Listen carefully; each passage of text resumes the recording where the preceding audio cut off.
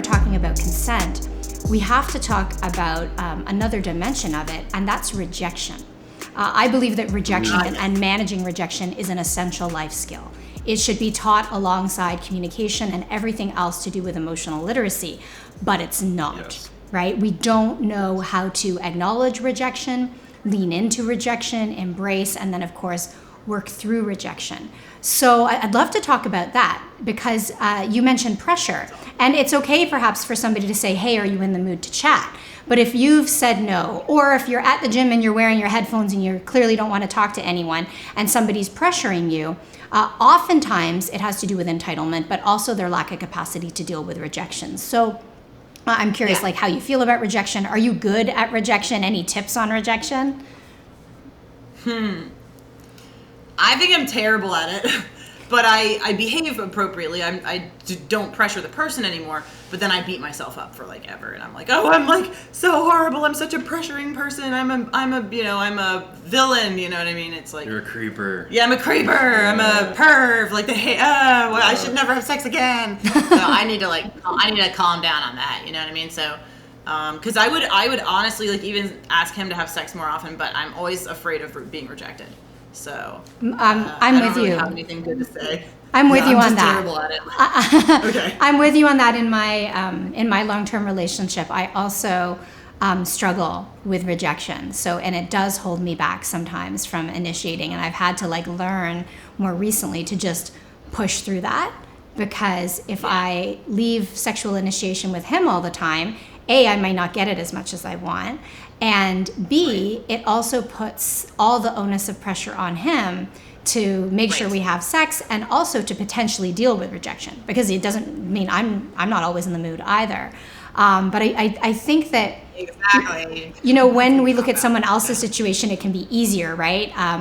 To know that, for example, when someone says no to me, I don't need to personalize it, right? There are hundreds of reasons why someone might say no to sex, and it isn't about me as a person, me in terms of my character, me in terms of my worthiness. And that's why I think it's good to practice being rejected in kind of low pressure environments, so that when it comes to a higher pressure environment or something that feels higher stakes, like a relationship or like something sexual, we have better practice at it. And I think I took too long to learn that. I was like later in life, I mean, I'm not that late in life, but later in life than I could have been when I learned that. I don't know if, Jason, if you have a different perspective or experience. No, that's spot on. The majority of my young manhood was full of fear of rejection and having absolutely no good example from an older male or female, for that matter, that could explain any of this information like this, that could help me get through that fear of rejection and participate with other adults consensually. No, there's all these expectations, especially from young men, or that's wrapped in our culture, where young men feel like they need to initiate the engagement with a new person. You know, I need to go approach the girl or the guy. I need to go, start the sexual foreplay with the touch or the look, or lean in for the kiss for the first time. It's all very non-consensual.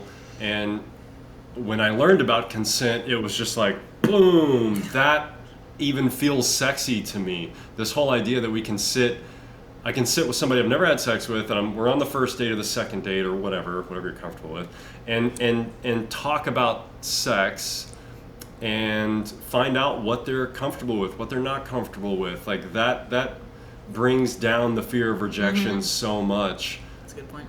As opposed to, just trying to do it, and seeing if they respond positively, or if they lean away or they slap you or whatever. None of that felt right. The consent part felt right. And I didn't learn that until even just a few years ago. I mean, internally, I think I had some awareness that I was really wanting to talk about it with whomever. But that's a lot of pressure. I was scared.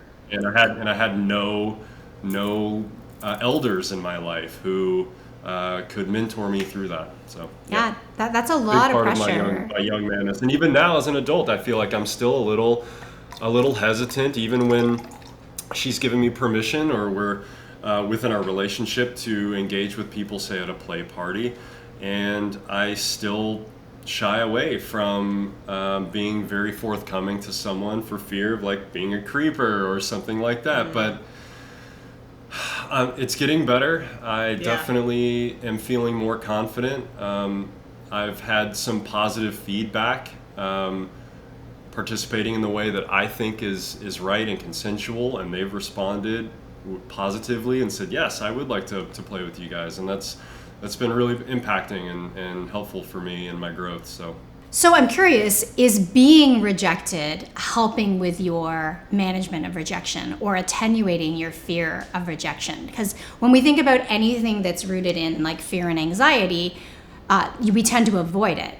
But that only reinforces the fear and anxiety. The more you experience that negative outcome that you fear so greatly, the less power it has over you. So like, for example, if you have a debilitating fear of being social, of going out, you tend to avoid going out, and it only reinforces your fear that something terrible is going to happen if you're around people. They're not going to like you. You're going to sweat to the point and hyperventilate until you pass out. You're going to be rejected. You're going to be made fun of. You're not going to be a part of the group. But if you slowly go out and do a few things and realize, hey, I wasn't fully rejected, or even if you do feel left out and you realize that life goes on, it chips away at that anxiety. So I really feel that it's the same when it comes to relationships and sex, right? If you go for it and somebody says, no, I'm not interested, or no, it's not a good time, or I don't think so, and you survive that, then I think you become more confident to try it again, as opposed to confidence being derived from everybody always saying yes to you.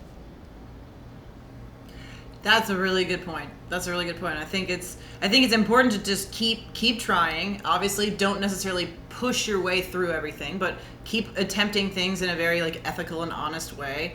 And yeah, you will get rejected, but you tried more things, and if you just look at the numbers, probably you'll win some, you might lose some, but So yeah, so recently I had some kind of, major revelation where I had thought I wasn't afraid of death, but then realized I actually very much am. And that I might let that anxiety, since I'm not confronting it daily, it like creeps in and it pervades every aspect of my life and makes me kind of like slow myself down in every way.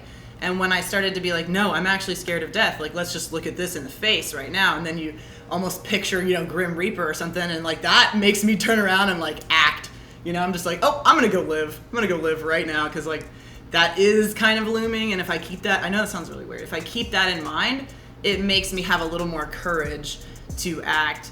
But I'm one of those people who holds himself back because of anxiety, and so when I act, I know that I'm going to be probably acting in a way that's still ethical and within consent boundaries, and it's not like I'm having such a hard time acting that then when I do, I'm like forceful with people, you know what I'm saying? So I just need a little motivation sometimes. It's like, hey, you could die tomorrow, like don't panic too much about, just make sure you're like stopping to smell the roses and stuff, and asking for the things you want and getting pleasure out of your life, because that's kind of the point.